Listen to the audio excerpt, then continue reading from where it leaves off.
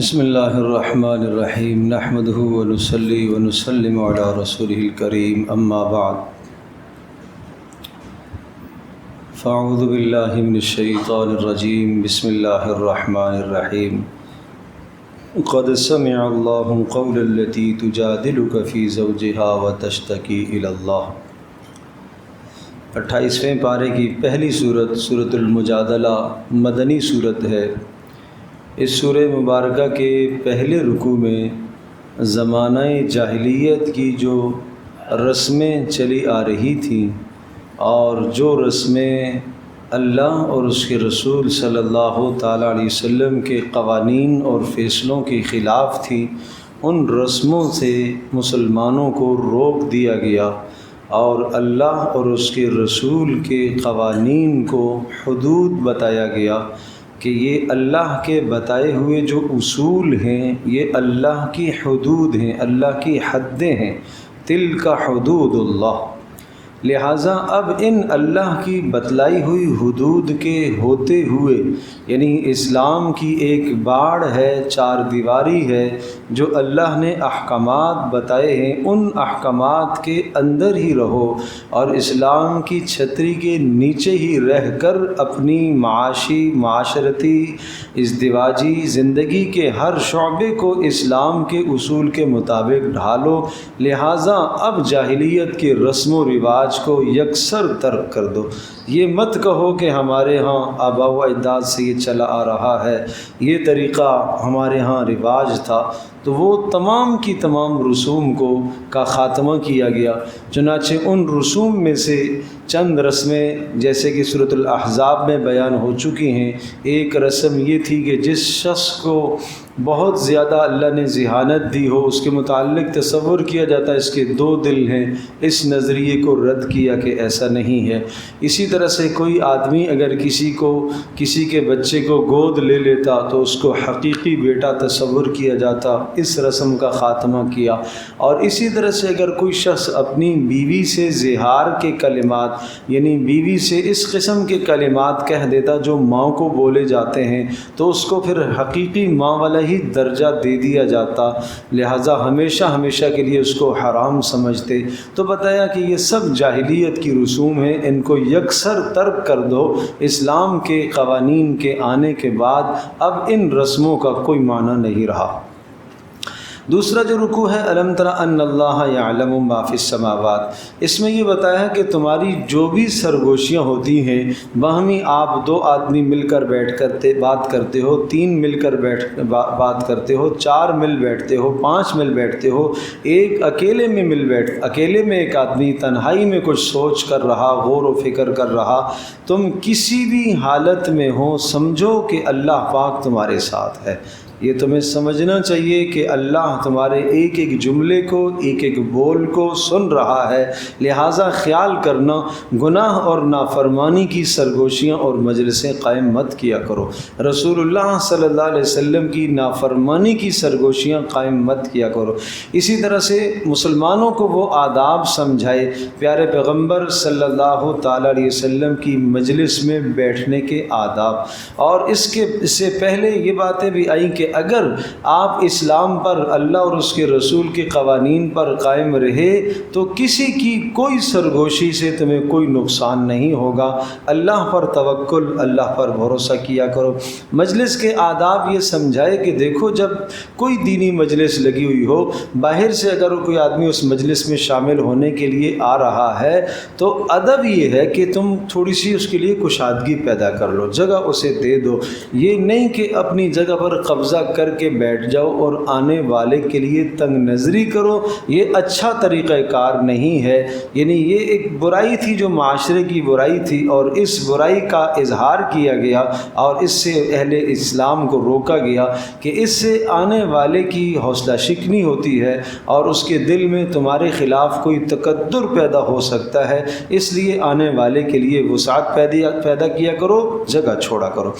دوسرا ادب ساتھ ساتھ یہ سمجھایا کہ پیارے پیغمبر صلی اللہ تعالیٰ علیہ وسلم کی مجلس سے ہر شخص کو مستفید ہونے کا حق ہے، لہٰذا پیغمبر صلی اللہ علیہ وسلم کے دنیا سے جانے کے بعد جو آپ علیہ الصلوۃ والسلام کی نیابت میں اہل علم علماء جو دنیا میں کام کر رہے، ان سے مستفید ہونے کا ہر شخص کو حق ہے اور ہر آدمی ان سے مستفید ہو سکتا ہے، لہٰذا کوئی ایسا طریقہ نہ کیا جائے جس سے آنے والے کے استفادے رک جائیں، جو لوگ فائدہ حاصل کرنے کے لیے آتے ہیں اور وہ فائدہ حاصل نہ کر پائیں۔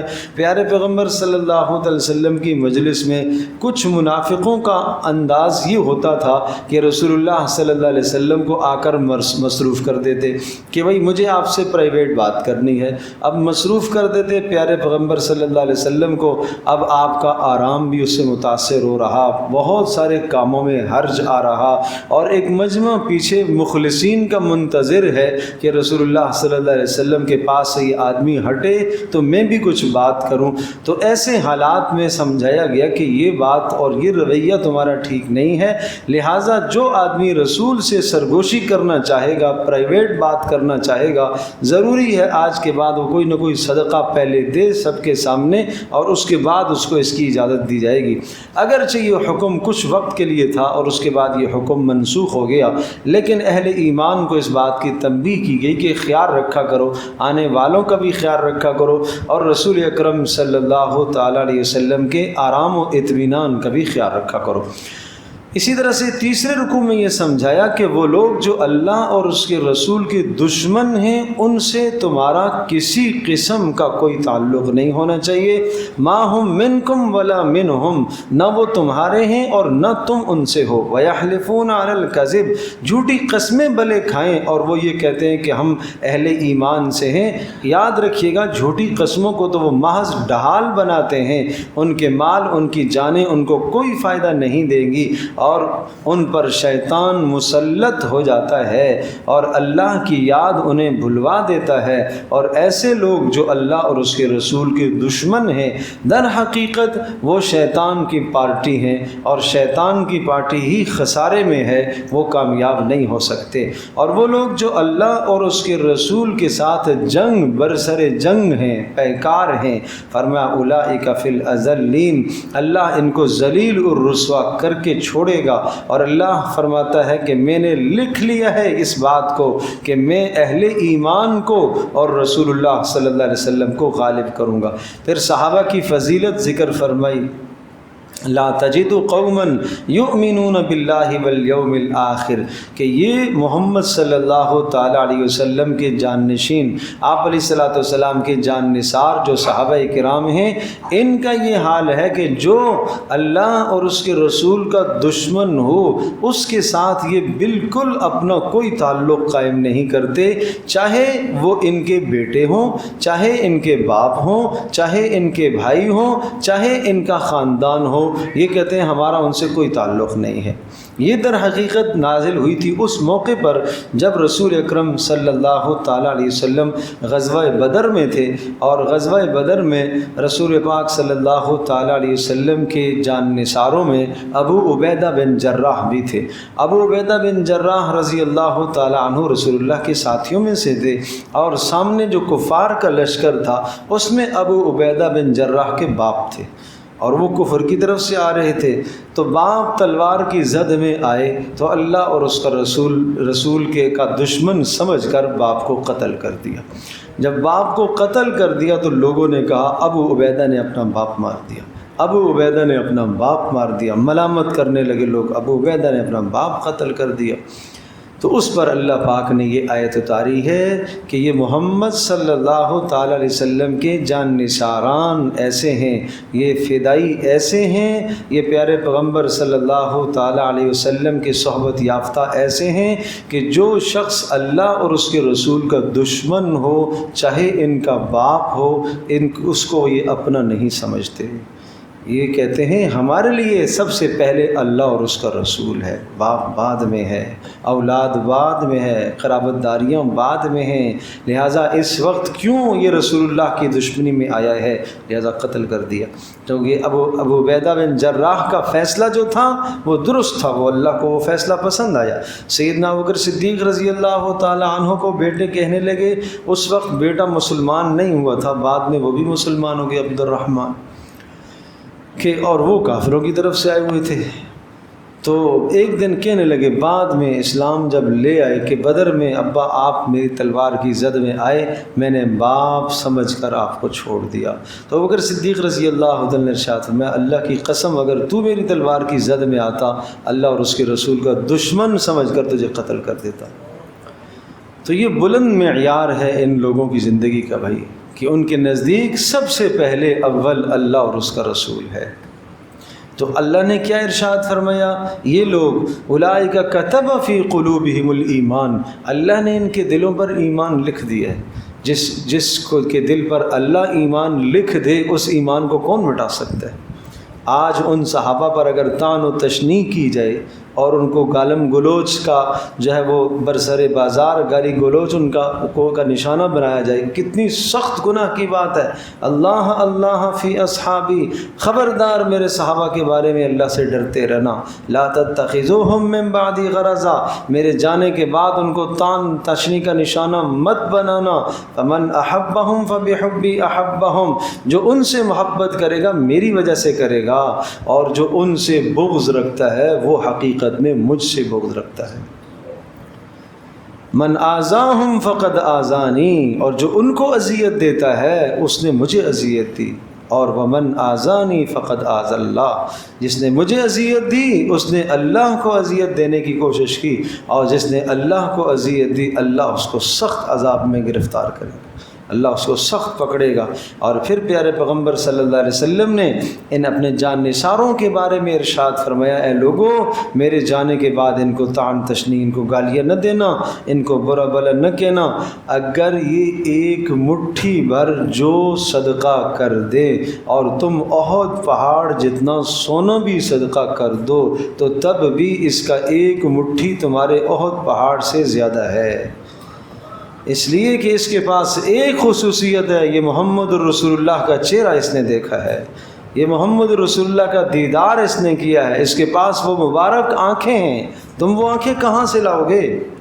ساری دنیا کے ابدال، کتب، اولیاء سب بزرگ جمع ہو جائیں، سب بزرگ جمع ہو جائیں، جس شخص نے پیارے پیغمبر صلی اللہ علیہ وسلم کو ایمان کی حالت میں صرف زندگی میں ایک مرتبہ دیکھا ہو، ساری دنیا کے ولی مل کر اس کے مقام کو نہیں پہنچ سکتے، اس لیے کہ وہ صحابی رسول ہے، اس کو صحابی کہتے ہیں، اس کے لیے جنت کا فیصلہ دنیا میں آ گیا ہے، وَكُلًّا وَعَدَ اللَّهُ الْحُسْنَى، اور رضی اللہ عنہم وَرَضُوا عَنْهُ، اللہ ان سے راضی، وہ اللہ سے راضی، جن کی رضامندی کا اللہ اعلان قرآن میں کر رہا۔ تو قرآن تو قیامت تک کی کتاب ہے نا، قیامت تک کی کتاب ہے، ایسا نہیں کہ اس وقت اللہ راضی تھا اور بعد میں شاید خاتمہ کسی اور کفر پر ہوا ہو اور اللہ راضی نہ ہو، نہیں ہے ایسا، کیونکہ اللہ نے خبر دی اور یہ آیت قیامت تک قرآن میں موجود رہے گی۔ تو رضی اللہ عنہم ورضوا عنہ، وہ لوگ اللہ سے راضی اور اللہ ان سے راضی، اولئک حزب اللہ، یہ ہے اللہ کی جماعت۔ تو اللہ کی جماعت میں آنا چاہتے ہو پھر ان کی اتباع کرو، ان کی پیروی کرو، ان سے محبت کرو۔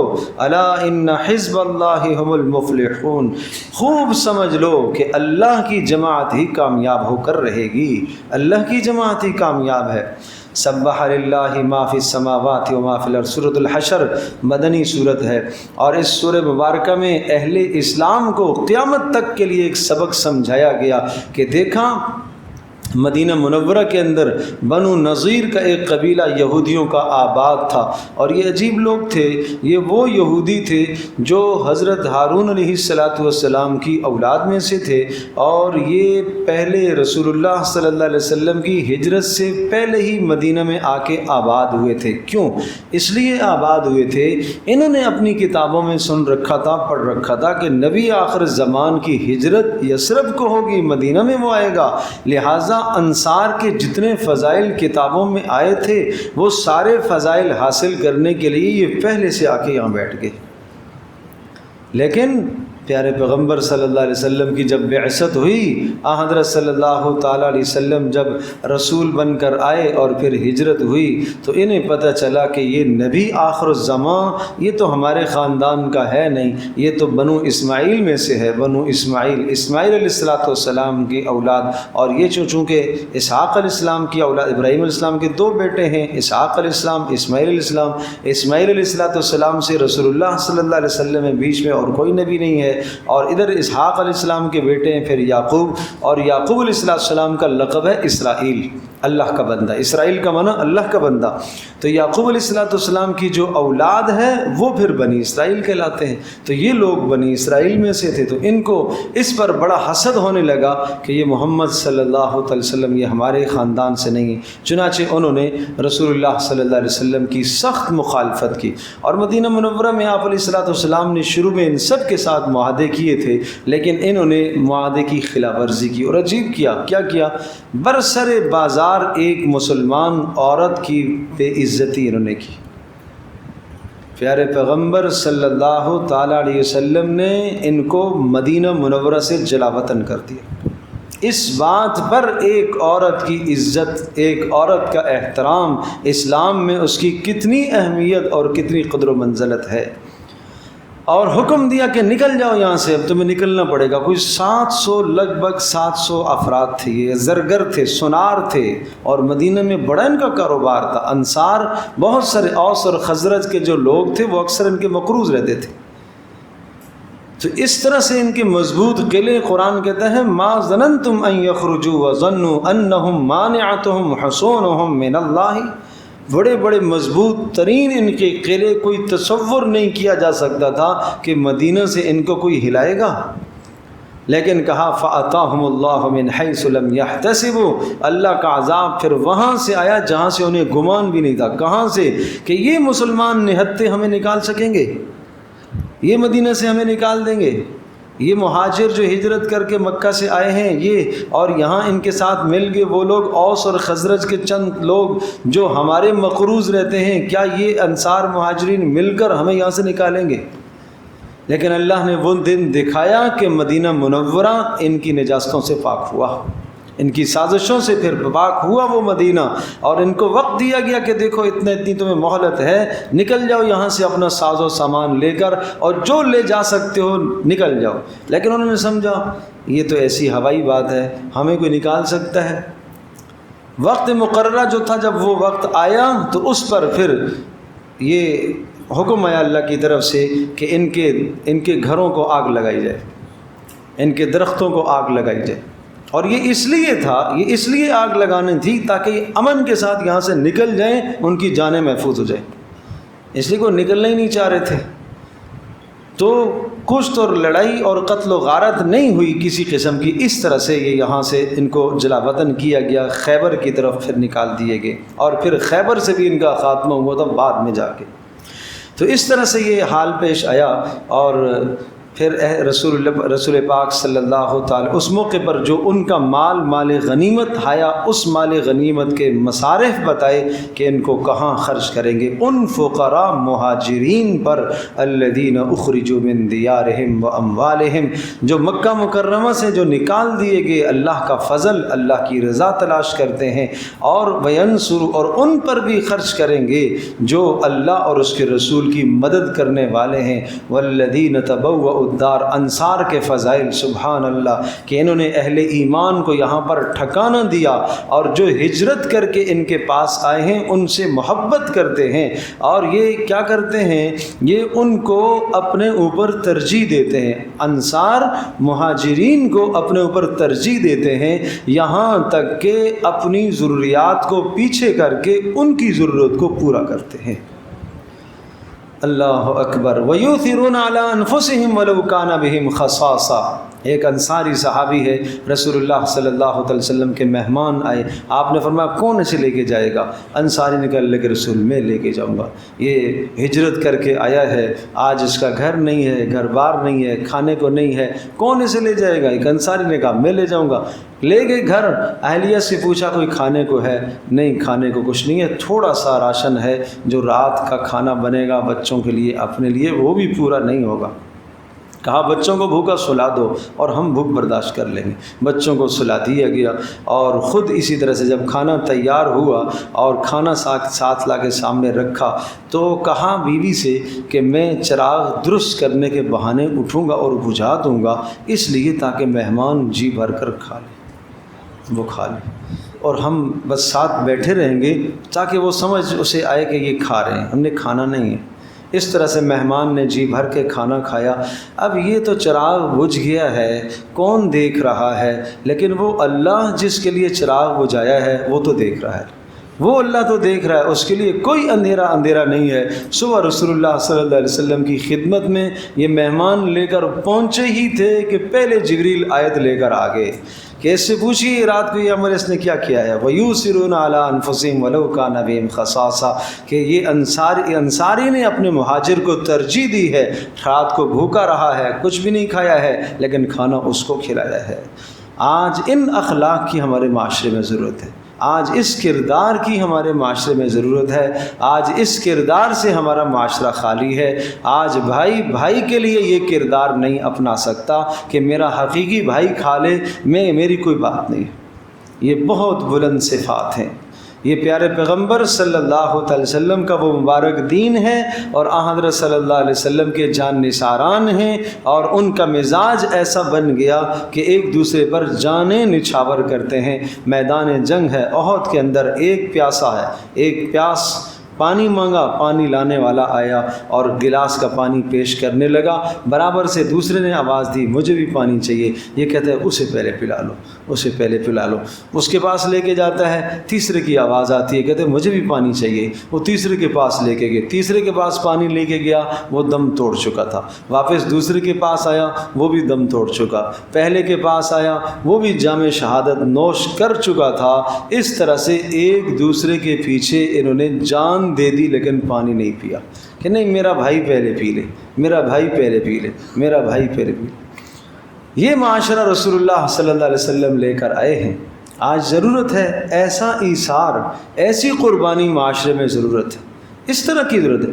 ایثار اور قربانی صرف پیسوں سے نہیں آتی ہے، مال سے نہیں آتی ہے، چیزوں سے بھی قربانی۔ اپنے اندر ایک وسعت تو پیدا کرو، ایک مسلمان کے لیے جگہ تو اپنے اندر پیدا کرو، ایک مسلمان بھائی کے لیے اپنے اندر گنجائش تو پیدا کرو۔ تو یہ انصار کے فضائل، اور پھر ان منافقوں کو سخت تنبیہات کی گئی ہیں جو مسلمانوں کے ساتھ ہمیشہ سے دھوکے کرتے ہیں اور مسلمانوں کو نقصان پہنچانے کے در پہ ہیں۔ سورۃ الممتحنہ، اس کا یہ بھی مدنی سورت ہے، اس کا موضوع اور مضمون بھی بڑا اہم ہے۔ اس میں دو مضامین ہیں۔ پہلے رکوع کا جو مضمون ہے وہ یہ کہ دیکھو تمہاری دوستیاں اور تعلقات ان لوگوں کے ساتھ ہرگز نہیں ہونے چاہیے جو اللہ اور اس کے رسول کے دشمن ہیں۔ ایک شخص تھے، صحابی ہیں، حاطب بن ابی بلتع رضی اللہ تعالی عنہ۔ رسول اللہ صلی اللہ علیہ وسلم نے جب مکہ کے فتح کا ارادہ فرمایا تو انہوں نے رسول اللہ صلی اللہ علیہ وسلم کے اس ارادے سے مشرکین کو مطلع کرنے کی کوشش کی، خط لکھ دیا، اور خط وہ پہنچا نہیں، پیارے پیغمبر صلی اللہ علیہ وسلم کو بذریعہ وحی بتلا دیا گیا کہ خط جا رہا ہے، اور آپ کے تمام احوال جو آپ لشکر تیار کر رہے ہیں مکہ کے فتح کے لیے، ان تمام احوال کی اطلاع دی جا رہی ہے، فلاں جگہ پر پہنچو۔ چنانچہ آپ علیہ السلام نے حضرت علی کو ایک اور صحابی کو بھیجا، جاؤ فلاں جگہ سے ایک عورت جا رہی ہوگی، اس کے پاس خط ہوگا۔ پہنچ گئی یہ دونوں جان نثار، اور رسول اللہ صلی اللہ علیہ وسلم کے ٹھیک بتائے ہوئے مقام اور جگہ پر پہنچے تو ایک عورت جا رہی تھی، اور اس سے جا کے کہا خط نکالو، گا نہیں ہے میرے پاس، ہو ہی نہیں سکتا، نہ ہو۔ رسول اللہ نے کہا تو کیسے نہیں ہے خط تیرے پاس؟ کیسے نہیں ہے؟ میرے نبی نے خبر دی ہے، کیسے نہیں ہے؟ کیسے نہیں؟ کیا یقین تھا رسول اللہ کی خبر پر، کیا یقین تھا؟ تو جب زیادہ اس کو بہت زیادہ کہا تو اس نے نکالا خط نکال کے سیدھے رسول اللہ کی خدمت میں لا کے دے دیا۔ آپ نے خط کھولا، لکھا ہوا تھا حاتم بن ابی بلتع کی طرف سے مشرکین مکہ کی جانب۔ کیا لکھا ہوا تھا؟ محمد صلی اللہ علیہ وسلم ایک جیش عظیم، ایک بہت بڑا لشکر جرار لے کر آنے والے ہیں، اور یہ اگر اکیلے بھی آئے تو جب بھی اللہ ان کو غالب کر لے گا ان کو اللہ فتح دے گا، میں تمہیں اطلاع کر رہا ہوں۔ رسول اللہ نے بلایا، حاتم یہ کیا ہے؟ کہ اللہ کے رسول، اللہ کی قسم میں منافق نہیں ہوں، میں منافق نہیں، بس ایک بات تھی کہ مکہ میں آپ سب کی قرابت داریاں ہیں، میرا وہاں کوئی عزیز نہیں تھا، اور میری بیوی وہاں ہیں اور بچے وہاں ہیں، وہ ہجرت نہیں کر کے آئے۔ میں نے چاہا کہ مشرکین پر کچھ میں احسان کر دوں کہ آپ جب مکہ پر آپ چڑھائی کریں گے تو یقیناً جنگ ہوگی، تو میں یہ چاہ رہا ہوں کہ میرے بچے وہاں بچ جائیں، ایسا نہ ہو کہ مشرکین میرے بچوں کو یرغمال بنا لیں اور ان کو قتل کر دیں، تو بس میں یہ چاہ رہا ہوں کہ ان پر کچھ احسان ہو جائے تاکہ میرے بچے محفوظ رہ جائیں۔ اے اللہ کے رسول، اس کے سوا واللہ اللہ کی قسم کوئی اور غرض نہیں۔ اور خط کا مضمون بھی بتا رہا تھا کہ یہ سچ کہہ رہے ہیں۔ خط کے مضمون یہ تھا کہ اگر محمد اکیلے بھی آ گئے تو جب بھی تمہارا خاتمہ ہو جائے گا۔ حضرت عمر رضی اللہ تعالیٰ عنہ کہ اللہ کے رسول تو منافق ہے، میں اس کی گردن اڑاتا ہوں۔ آپ نے فرمایا نہیں عمر نہیں، یہ بدری ہے، بدر میں اس نے شرکت کی ہے۔ اور پھر آپ نے ارشاد فرمایا تمہیں نہیں معلوم جس نے بدر میں شرکت کی اللہ نے اس کے گزشتہ آئندہ کے سارے گناہ معاف کر دیے ہیں۔ آپ نے ان کو درگزر کر دیا اور سمجھایا اہل علم، اہل فضل، نیکوکار اور نیک لوگوں کی غلطیوں سے درگزر کیا جاتا ہے۔ یقیناً غلطی ہو گئی ہے، لیکن ان کے دل کے اندر کیا نیت تھی؟ وہ یہ نہیں تھی کہ میں رسول اللہ کے راز کو فاش کرتا ہوں، بس صرف یہ ہے کہ میں بتا دوں، کچھ احسان کر دوں تاکہ میرے بچے بچ جائیں۔ اس پر فرمایا دیکھو لا تتخذوا عدوی وعدوکم اولیاء تلقون الیہم بالمودہ، جو میرے دشمن اور تمہارے دشمن ہیں ان کی طرف تو محبت کا پیغام مت بھیجا کرو، انہوں نے تمہارے رسول کو اور تمہیں نکالا ہے مکہ سے، اور اس بنیاد پر نکالا ہے کہ تم ایمان لائے ہو اللہ پر، لہٰذا ان کے ساتھ کوئی تمہارا اچھا اس قسم کا تعلق نہیں ہونا چاہیے۔ اور تمہارے لیے ابراہیم کا اسوہ نمونہ ہے، جانتے نہیں ہو ابراہیم علیہ السلام نے اپنا سارا گھر بار چھوڑ دیا تھا، سارا خاندان چھوڑ دیا، باپ کو چھوڑ دیا، یہ سب تمہارے لیے نمونہ ہے، لہٰذا ایسے کافروں سے تمہارے کوئی علائق اور تعلقات نہیں ہونے چاہیے۔ ہاں البتہ وہ کافر جو تمہارے ساتھ برسر پیکار نہ ہو، جنگ اور لڑائی میں مشغول نہ ہو، ان کافروں کے ساتھ تم احسان کر لو، کوئی بات نہیں ہے۔ اسلام تو احسان کا حکم دیتا ہے اور اللہ بھی احسان کو پسند کرتا ہے، تو کوئی مذائقہ نہیں ہے۔ اور پھر اسی طرح سے مکہ سے جو ہجرت کر کے خواتین آئیں، ان خواتین کے متعلق احکامات بتائے، اور خاص طور پر یہ سمجھایا کہ جب خواتین آئیں تو آپ ان سے بیعت لیجئے گا، لیکن شرط یہ ہوگی کہ اللہ کے ساتھ شریک نہیں ٹھہرائیں گی، کسی کو چوری نہیں کریں گی، زنا نہیں کریں گی، اولادوں کو قتل نہیں کریں گی، بہتان الزام تراشی نہیں کریں گی، اور نافرمانی آپ کی نہیں کریں گی۔ یہ 6 باتوں پر آپ ان سے عہد لیجئے۔ تو ہر آنے والی خاتون سے آپ یوں عہد لیتے اور اس کو اسلام میں داخل کرتے۔ حضرت عائشہ رضی اللہ تعالیٰ عنہ نے فرمایا آپ علیہ السلام نے ان سب عورتوں سے بیعت کی ہے، لیکن کسی عورت کو آپ نے ہاتھ نہیں لگایا۔ پیغمبر صلی اللہ علیہ وسلم کا ہاتھ زندگی بھر، فرمایا ما مست ید رسول اللہ صلی اللہ علیہ وسلم ید امرأۃ قط، پیارے پیغمبر صلی اللہ علیہ وسلم نے کا ہاتھ کبھی کسی غیر محرم عورت پر نہیں پڑا۔ یہ بہت بلند اخلاق بھی ہمیں سمجھائے اور ہمیں ایک پاک دامنی کا راستہ بھی سمجھایا۔ سبح للہ سورہ صف، اس کا مضمون ہے بے جا دعوے نہ کیا کرو، جو کام پورا نہ کر سکو ایسے دعوے مت کیا کرو۔ لم تقولون ما لا تفعلون، یہ بڑی گناہ کی بات ہے اللہ کے نزدیک کہ جو تم کام کر نہ سکو اور اس کے دعوے کرتے رہو۔ اور پھر اہل ایمان کو متنبہ کیا کہ جس طرح سے کونوا انصار اللہ، اللہ کے دین کی مدد کیا کرو، یہ حکم مجھے بھی ہے، یہ آپ کو بھی ہے، ہم سب کو بھی ہے۔ کیا ہم اللہ کے دین کی مدد کرتے ہیں؟ کونوا انصار اللہ، اللہ کے دین کے مددگار بن جاؤ۔ کما قال عیسیٰ بن مریم للحواریین، جس طرح سے عیسیٰ بن مریم نے اپنے ساتھیوں سے کہا تھا کہ کون میری مدد کرے گا دین کے معاملے میں، تو بہت سارے رفقاء عیسیٰ علیہ السلام کے حواری کھڑے ہو گئے تھے اور انہوں نے کہا تھا کہ ہم آپ کی مدد کریں گے دین کے معاملے میں۔ تو اس وقت ہر آدمی کی ضرورت ہے کہ وہ اللہ کے دین کی مدد کرے، جانی، مالی، زبانی، جس طرح سے بھی ممکن ہو سکتا ہے اللہ کے دین کی نشر و اشاعت میں اپنا حصہ ڈالے۔ سورۃ الجمعہ، اس کے بھی 2 مضامین ہیں۔ پہلا مضمون یہودیوں کو تنبیہ ہے، چونکہ یہ بھی مدنی صورت ہے، یہ تسلسل ہے مدنی صورتوں کا۔ یہودیوں کو تنبیہ ہے کہ مدینہ کے اندر جو قبائل آباد تھے، ساری سازشیں کرنے کے باوجود بھی ان کی سازشیں ناکام، اور مدینہ منورہ اللہ پاک نے یہودیوں کی سازشوں سے پاک کر دیا اور سب کو جلا وطن ہونا پڑا، نکلنا پڑا۔ اب آخری ان کو پھر دعوت دی جا رہی ہے، آ جاؤ اسلام میں داخل ہو جاؤ، اسلام قبول کر لو، تمہیں امن مل جائے گا۔ اور دوسرا بالکل ایک الگ مضمون ہے، وہ اہل ایمان کو یہ سمجھایا کہ دیکھو یہ جو تمہاری طاقت بنی ہے، یہ ریاست مدینہ بنی ہے، یہودی جو یہاں ایک عرصے سے آباد تھے اور وہ مضبوط ترین تھے، تصور نہیں ہو سکتا تھا کہ مدینے سے وہ نکلیں گے، آج سب نکلنے پر مجبور ہو گئے۔ اللہ نے تمہیں یہ رعب اور دبدبہ دیا، اجتماعیت کا خیال رکھنا، اجتماعیت کا خیال رکھنا۔ اگر آپس میں اجتماعیت تمہاری نہ رہی تو تمہاری طاقتیں بکھر جائیں گی، منتشر ہو جائیں گی۔ اس لیے جمعے کے مسائل سمجھائے، یہ جمعے کی عبادت وہ عبادت ہے جو اجتماعی عبادت ہے، اجتماعیت کی طرف اشارہ کر رہی ہے۔ روزانہ مسلمان 5 وقت میں اہل محلہ اللہ کے سامنے حاضر ہوتے، ایک جگہ پر جمع ہوتے ہیں، اور پھر ہفتے میں ایک دن پورے شہر کا اجتماع ہو، پھر سال میں ایک مرتبہ عید کا اجتماع ہو، اور پھر زندگی میں ایک مرتبہ پوری دنیا کا اجتماع حج کے موقع پر ہے۔ یہ اسلام ہمیں اس طرح سے بتاتا ہے، یہ سب اسلام کے شعائر ہیں، نشانیاں ہیں اسلام کی، تاکہ کافروں پر رعب اور دبدبہ پڑے۔ لیکن بات بھائی یہ ہے، صاف سی بات ہے، رسول اللہ صلی اللہ علیہ وسلم نے ارشاد فرمایا ایک زمانہ آئے گا کافر تمہارے اوپر ٹوٹ پڑیں گے، اس طرح سے ٹوٹ پڑیں گے، اس طرح سے ٹوٹ پڑیں گے جس طرح سے کسی دسترخوان پر تھوڑا سا کھانا رکھا ہوا ہو اور کھانے والے سینکڑوں لوگ ہوں، ٹوٹ پڑتے ہیں اس پر، اس پلیٹ پر، برتن پر، اس طرح سے ٹوٹ پڑیں گے۔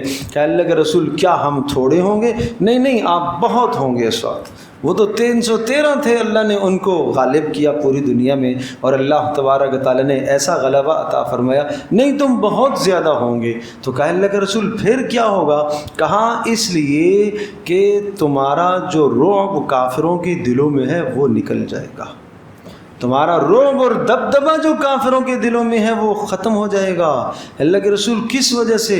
کہا تمہارے اندر 2 بیماریاں آ جائیں گی۔ نمبر 1 حب الدنیا، دنیا کی محبت میں گرفتار ہو جاؤ گے، وکراہیت الموت، مرنا تمہیں ناپسند ہونے لگے گا۔ آج یہی حال ہے امت مسلمہ کا۔ آج امت مسلمہ کی کوئی کمی ہے کیا مسلمان کوئی تھوڑے ہیں؟ لیکن اتحاد آپس میں نہیں ہے، اتفاق آپس میں نہیں ہے، تمام ممالک کا اتحاد نہیں ہے، ایک ملک کے اندر بسنے والوں کا اتحاد نہیں ہے، ایک محلے کے اندر رہنے والوں کا اتحاد نہیں ہے، ایک گھر کے اندر رہنے والوں کا آپس میں اتحاد اور اتفاق نہیں ہے۔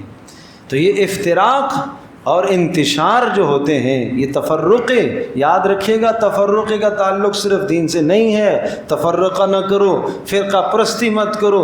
یہ جب فرقہ پرستی اور تفرقے کی بات آتی ہے تو ہمارا رخ سارا کا سارا دین کی طرف جاتا ہے۔ دین میں تفرقے، دین میں، ارے بھائی سیاست میں تفرقہ وہ بھی حرام ہے، گھر میں تفرقہ وہ بھی حرام ہے، محلے داری میں تفرقہ کرتے ہو وہ بھی حرام ہے۔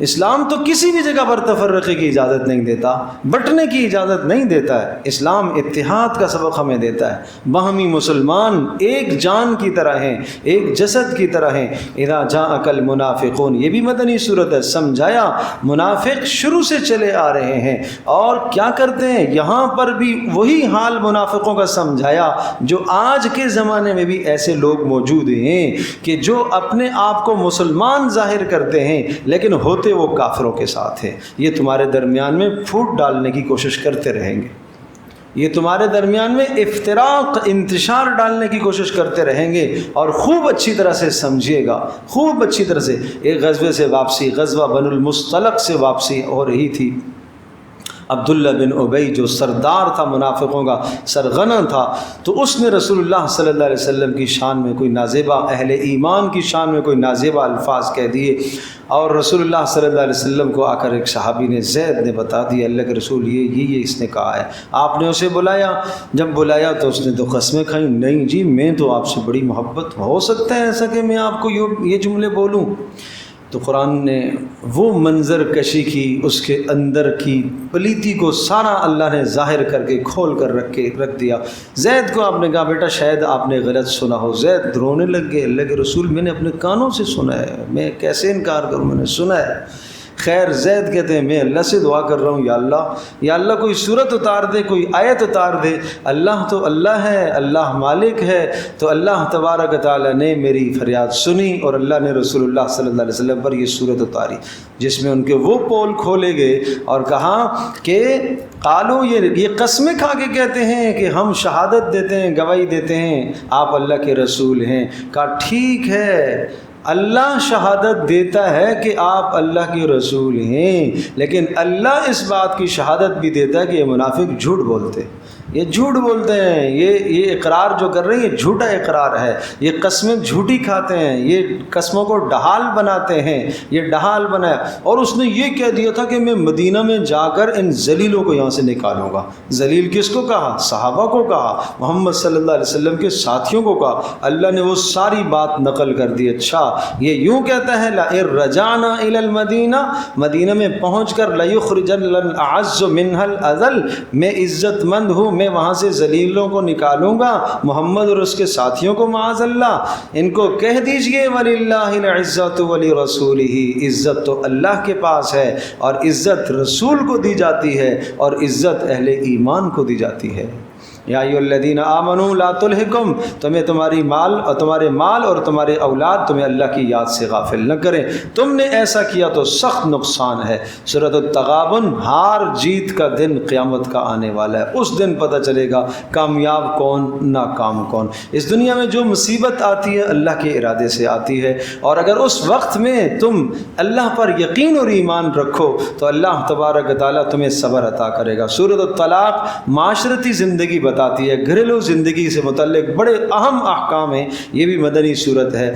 اور اسی طرح سے یہ سمجھایا کہ تمہیں ہر حال میں اللہ کا ڈر اختیار کرنا چاہیے، اور جو اللہ کا ڈر اختیار کرتا ہے اللہ اس کی روزی کے وہاں سے بندوبست کرتا ہے جہاں سے اس کا گمان نہیں ہے، اللہ پاک اس کی مشکلات آسان کرتا ہے، اللہ اس کے گناہوں کو معاف کرتا ہے۔ یہ تقوی کے فضائل سنائے، تقوی پر اللہ یہ عطا کرے گا۔ یا ایھا النبی لم تحرم، یہ بھی مدنی صورت ہے۔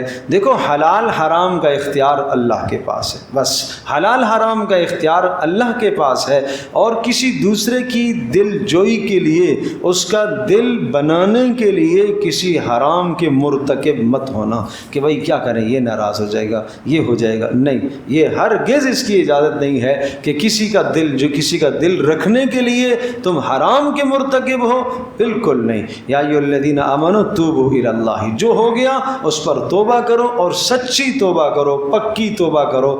اللہ تبارک تعالیٰ نے تمہارے لیے اس توبہ پر اللہ تمہیں جنت عطا کرے گا، تمہارے گناہ معاف کرے گا۔ جس دن اللہ تبارک تعالیٰ ایمان والوں کو اور نبی کو رسوا نہیں کرے گا، اس دن اللہ پاک تمہیں کامیاب کرے گا کہ تم رسول کے ساتھ ہو جاؤ گے۔ اس لیے تمہیں اللہ کی طرف رجوع کرنا ہے۔ اور پھر 4 مثالیں، بڑی خوبصورت شاندار مثالیں دی اہل ایمان کے لیے، اہل کفر کے لیے۔ دیکھو نوح علیہ السلام کی بیوی، لوط علیہ السلام کی بیوی، دونوں کافرہ تھیں، اور پیغمبروں کی نبوت بھی ان کے کام نہ آئی۔ کیوں؟ اپنا عمل نہیں تھا، کفر تھا، زندگی بھی۔